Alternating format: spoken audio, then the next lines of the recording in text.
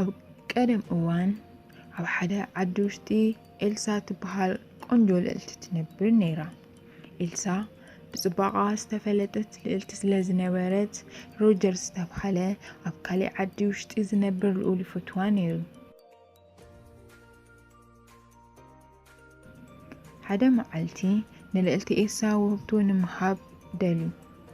ን5 ዓመታት ኣብቲ ኣትክልቲ ስፍራ ውሽጢ ዝነብሩ ጽቡቕ ኣበባን ድምጻ ዝጥዕም ዒፍን ንኤልሳ ክህባ ናብቲ ኣትክልቲ ስፍራ ኸይዱ። ነታ ኣበባ እውን ብጥንቃቐ ቆሪጹ ኣብ ኣቕሓ ውሽጢ ገይሩ ነታ ልዕልቲ ኤልሳ ውህብቶ ንምሃብን ናብ እንዳ ኤልሳ ቤተ መንግስቲ ኸይዱ። ኣብቲ ቤተ መንግስቲ እውን ምስ በጽሐ ናብ ውሽጢ ንኽኣቱ ንኽፈቕድሉ ናይ ማዕጾ ሓለውቲ ሓቲትዎም። እቶም ሓለውቲ እውን እሱ ነቲ ውህብቶ ምብጻሕ ከም ዘይኽእልን ባዕሎም ከብጽሕሉ ከም ዝኽእሉን ነጊርዎም። እቲ ወታደር ነቲ ውህብቶ ተቐቢሉ ነታ ልዕልቲ ኣብጽሒላ። እቲ ወታደር ናይቲ ኣበባ ኣቕሓ ክኸፍቱ እንተሎ እቲ ገዛ ብጽቡቕ ጨናት ተመሊኡ። ደስ ዝብል ቆንጆ ጨና ኣለዎ። ብጣዕሚ ደስ ይብል። እቲ ንጉስ በቲ ውህብትኡ ዝተሓጎሰ ኮይኑ ነታ ልዕልቲ ግን ሓደ ተራ ሰብ ክምርዖ ኣይደለየን።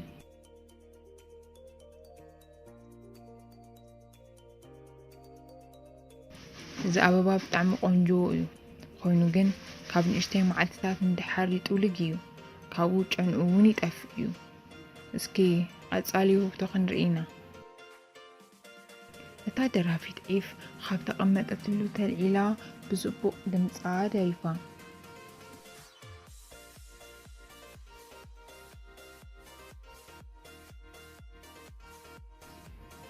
ናይታ ዒፍ ድምጺ ብጣዕሚ ደስ ዝብልን ዘይእመንን እዩ። ኮይኑ ግን ብዙሕ ምብራር ኣይትኽእልን። ነታ ልዕልቲ ዝውህብቶ ብጣዕሚ ንእሽተይ እዩ።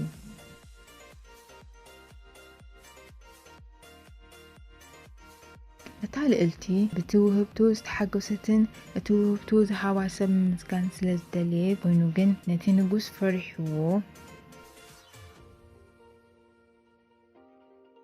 ይቕሬታ ሮጀር እቲ ንጉስ ነዚ ውህብቶ ስለ ዘይፈትዎ ነታ ልዕልቲ ምርካብ ከም ዘይኽእል ገይርዎ። እሺ ተረዲእንሎ ይቕኒየለይ። ሮጀር ብጣዕሚ ሓዚኑ ተመሊሱ። እቲ ንጉስ እውን እንታይ ዓይነት ውህብቶ ንኽህባ እዩ ዝደሊ? እንታይ ምግባር ኣለኒ? ወዲያውኑ ሮጀር ሓደ ሓሳብ መጺሉ ብጣዕሚ እውን ተሓጒሱ። ወዲያውኑ ገጹን ክዳኑን ሓመድ ብምልካይ ክዳኑን ብምቕዳድ ስራሕ ደላይ ድኻ ሰብ መሲሉ ናብ ቤተ መንግስቲ ተመሊሱ። ስራሕ ምስራሕ ይደሊ እየ። ንሕና ኣብዚ እኩል ሰራሕተኛታት ኣለውና። ነቶም ሓሳማታት ዝሕብሕብ ሰብ እንዳደለኹ ነይረ። ነቶም ሓሳማታት ንምሕሓብ ድሉ ዲኻ?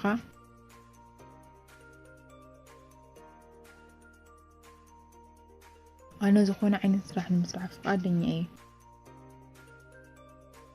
እቲ ሰብኣይ ክሰርሕ ተስማሚዑ ነቶም ሓሳማታት ክሕብሕብ ተቖፂሩ።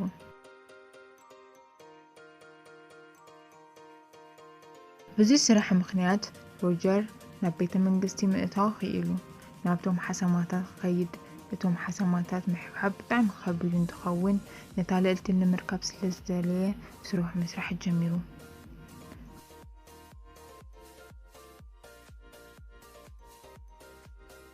ከመይ መንእስ ይኾንካ ሓሳማት ሕብሕብ?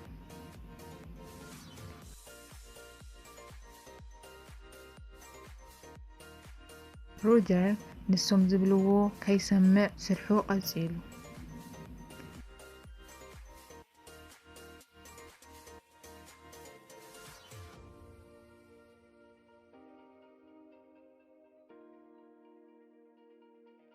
ብምቕጻል እውን ኣብ ዝሓለፈ ትርፊ ግዜ ኣብ ዘለዉ ቦታታት ዝተፈላለዩ ኣበባታትን ብምትካልን ብምሕብሓብን ዝጽብቕ ናይ ኣትክልቲ ስፍራ ምስራሕ ክኢሉ።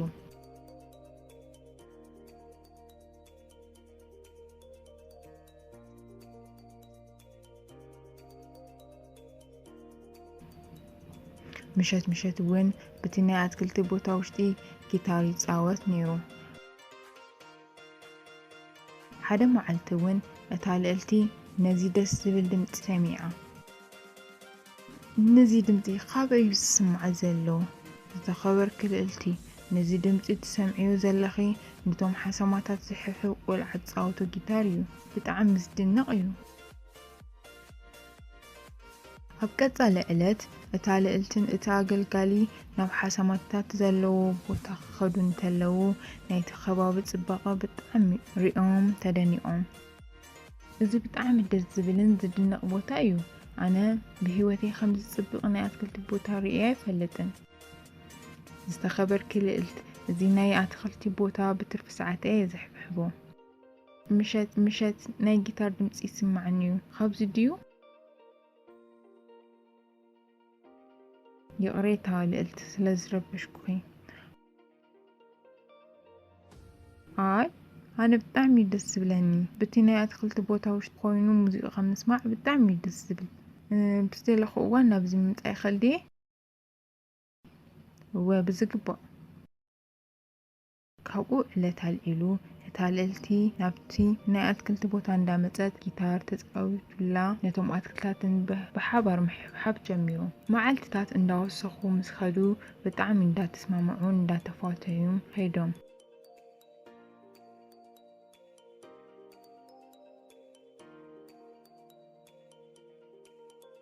حدا معلتون حدا سب نتي نقص مزيو بزعباء تالقلتي نجيروا لتخبروا نقص خاب قربا اوان جميرو تالقلتي ناو حسما حبحبي سب مخد مسؤون اندام سيت ياتمز بتيني حسما حبحبي سب اي فقري خيطة مارخت اي تترفن اتي نقصوين نزخ سمع انتلو بتعم تنادلو إلسانق تسوع عزيزو أبوي تسوع قندخا هو كاب قربا جزال علو نابت حسما حبحبي سبعين دخد كيو هو أبوي نايتي ناي أدخلتي سفرة بطعم دزبلني جيتار مزوات سلزخل يخيدي نسخل قلتي إخي نسو نعق زمتن سبديو كاب حجين دحر نابتي ناي حسماتات حبحبي سبعي خيط خدي كاب حجين دحر خبز كذا خيط وطي أبوي نزخ تكبريت خده خال أي جزي نقرك إيه حجينا بقبل خطوي أبقت على معلتي أتنقص نروجا كابيت منجسي خوص جيرو نهتي أتكلت بوتاوين نقبلا شو عزيزو أتو متدراتوين كم تأززو جيرو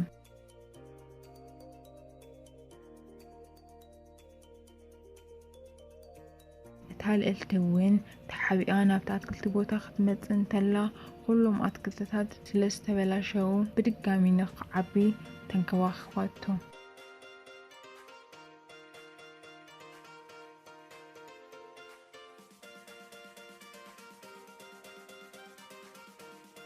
نجرجن كعبيو سلازي كألو بتأم حزينة وبخير كابستك أسد الوقت نكح انتلاوين لروجرز رئاتو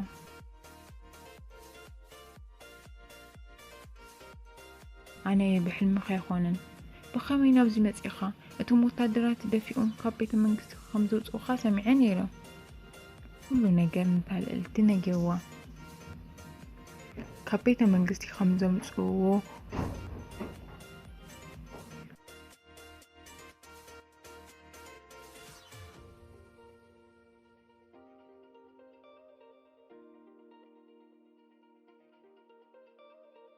كوفيانا نحاسو تشحمي جيرو أتكلتنيا مسيلو لبيت منجستي 5 أتوان السانة أتكلتي سفراك تحب انتلا بيقيمي وامس ودقت نمدك اسجز حزوا 5 أتوان نجيروا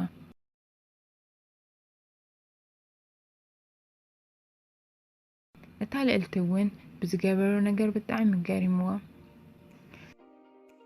روجر انتي 5 بلك اي فلتن انا مساخة مخاني دل ايه مساخة مخاني دلي ابوي كن انا طرح قوال سلازخون كون عاخا خمرعاي دلن تلعالي نخيد إلسا نبوخ خمرعو خمس دلي خنقرو ايه እሱ ግበረለይ ዝብለኒ ነገር ኩሉ ገይረ ክምርዖኪ እየ። እቲ ንጉስ ብጣዕሚ ተናዲዱ ብዛዕባኦም እንዳሓሰበ እንዳሓለወ ተታሒዞም ናብኡ ኸይዶም ካብ ቤተ መንግስቲ ደብሪኻ ወፂኻ ይነበርካን ብኸመይ ናብዚ መፂኻ? ዝተኸበሩ ንጉስ ሮጀር ይበሃል። ካብ ካልእ ዓዲ እዮም ዝመጻኹ። ንኤልሳ ፈትየዮ እየ ንዓ ንምርካብ ኢለ እየ ዝመጻኹውን ናይቲ ዓሳማ ሓብሓቢ ዝኾንኩ ናብ ቤተ መንግስቲ ንኽኣቱ ስለዘይተፈቐደለይን ንኤልሳ ንምርካብ ነይሩ። ናብ ቤተ መንግስቲ ተደፊአ ወፅኤ ብኻልእ መዓልቲ ናይቲ ቤተ መንግስቲ ኣትክልተኛ መሲለ እየ ዝኣተኹ። ንኤልሳ ብጣዕሚ እዩ ዝፈትዋ። ንዓኻ ክምርዓ ከም ዝፈቕዱለይ ተስፋ ኣለኒ።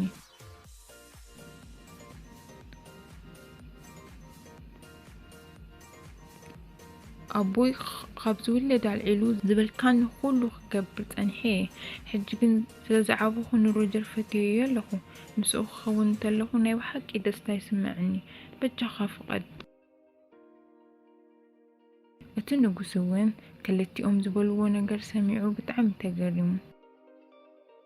ጓሉ ደስተኛ ንኽትኸውን ስለዝደሊ ክልቲኦም ሓቢሮም ኮይኖም ፍቕሮም ክርኢ እንተለዉ ብጣዕሚ ገሪምዎ። ይቕሬታ ኤልሳ፣ ንስኹም ከምዚ እንዳተባተኹም ሓቢርኩም ንኸይትነብሩ ስለዝኸልኩኹም ሮጀርን ጓለይ ናይ ብሓቂ ፍቕሪ ከም ዘለዎ ምፍላጥ ክኢለ እየ። ንኽትምርዖ እውን ተስማሚዐ ኣለኹ። ኤልሳን ሮጀርን ኣብ ቤተ መንግስቲ ዓብዪ ውራይ ተገይሩ ተመሪዖም። ብመርዖም እውን ብጣዕሚ ተሓጒሶም።